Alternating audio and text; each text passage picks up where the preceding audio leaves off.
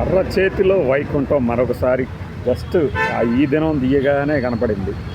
GAD టవర్ల fabrication unit కోసం నిర్మాణ సంస్థలకి 10 ఎకరాల్లో స్థలం కేటాయిస్తారట. వాళ్ళేమో వర్క్షాప్ కోసం అక్కడే డయాగ్రిడ్ ఆకృతుల్ని ఎక్కడో తయారు చేసి ఇక్కడికి తీసుకురావడం కాలహరణ, చూసారా, కాలహరణ అవుతుంది.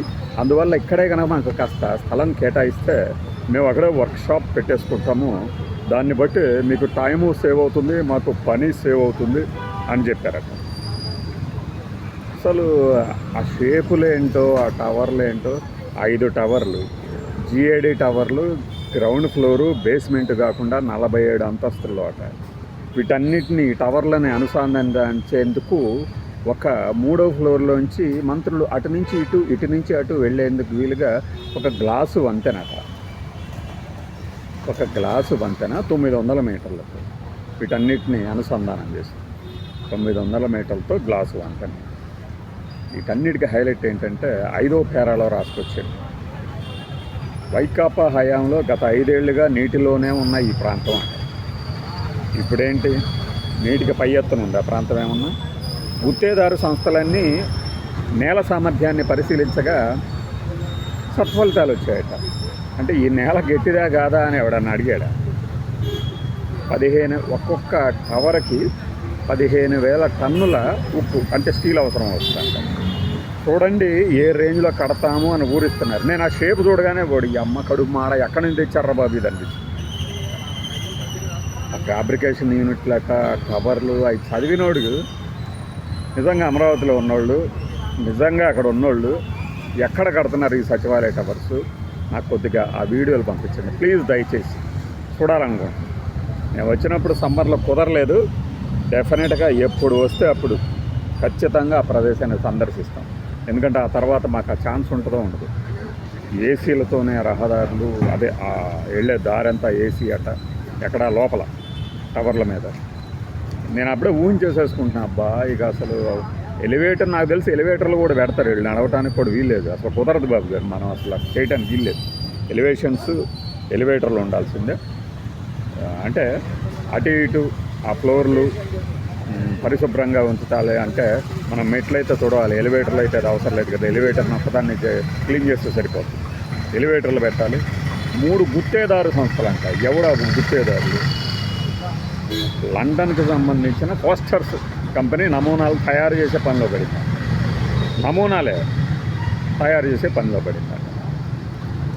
మరి సింగపూర్ని మనం ఇది ఏ విషయంలో అడిగాము? సింగపూర్ సంస్థల్ని కావాలి ప్లీజ్ మీరు రావాల్సిందే, అప్పుడు తప్పు జరిగింది, మేము క్షమాపణ చెబుతున్నాం, మీరు వచ్చేసి అద్భుతంగా మా ప్రభుత్వ తాలూకు పథకాల్లో మీరు భాగస్వామి కావాల్సిందే అని ఏ సంస్థలు ఏర్పాటులో లేదంటే ఏ నిర్మాణాల ఏర్పాటులో మనం అడిగాము.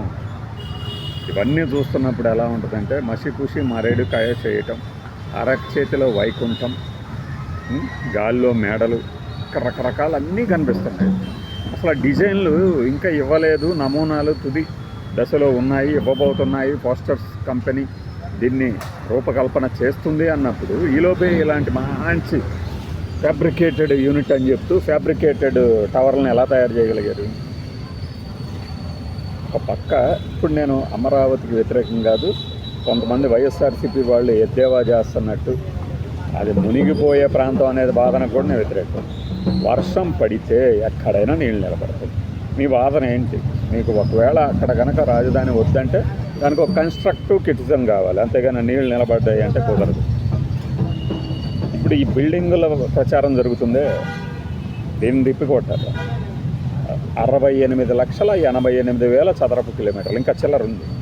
అంత పెద్ద ఏరియాలో కట్టబోతున్నారట. దీనికే కదా జగన్మోహన్ రెడ్డి గారు అడిగినట్టున్నారు, ఏం కడుతున్నారు వీళ్ళు, బంగారపు కడ్డీలతో ఏమైనా కడుతున్నారా అని. చదరపు గజానికి 10,000 అయితేనే టాప్ స్టార్ అయితే రేటెడ్ 25,000 రూపాయలు ఇచ్చి కట్టించబోతున్నారు. ఎవరి సొమ్ము ఇది? ప్రతి ఒక్కళ్ళ సొమ్ము, ప్రతి ఒక్కళ్ళ సొమ్ము. రాష్ట్రంలో ప్రతి వస్తువు మీద, మనం కొనే ప్రతి వస్తువు మీద స్టేట్ గవర్నమెంట్ వేస్తున్న ట్యాక్సులతోనే ఇవన్నీ మనం కట్టేది. తర్వాత ఇప్పుడే కాదు, ఏ గవర్నమెంట్లో ఉన్నా అంటే. ఇప్పుడు దీనికి ఈ రేంజ్లో కడుతున్నారు కదా, అంటే సీఎం అయినా మంత్రి అయినా ఎమ్మెల్యే అయినా సందర్శకులు కూడా వెళ్ళేటట్టు మరి రిషికొండ ప్యాలెస్ మీద భవంతి కట్టడం మీకు ఎందుకు తప్పుగా అనిపించింది? జగన్మోహన్ రెడ్డి ఉంటాను కట్టుకున్నాడట. జగన్మోహన్ రెడ్డి ఎలా ఉంటాడు? ఆయన ముఖ్యమంత్రి అయితే కదా ఉండేది, ముఖ్యమంత్రి కానప్పుడు అక్కడ ఉండడు కదా. మరి ఆ లాజిక్ అంటే ఏం లేదు. మనం అధికారంలోకి రావాలంటే నానా రకాల చెత్త చెదారం బురద పోగు చేసి వేసేసాం. ఇప్పుడు మళ్ళీ పదే పదే అదే వల్ల వేస్తూ ఇలాంటి రాతలు రాయిస్తూ అక్కడ ఏమీ లేకపోయినా కూడా ఏదో జరిగిపోయిందని కవర్ల నిర్మాణం.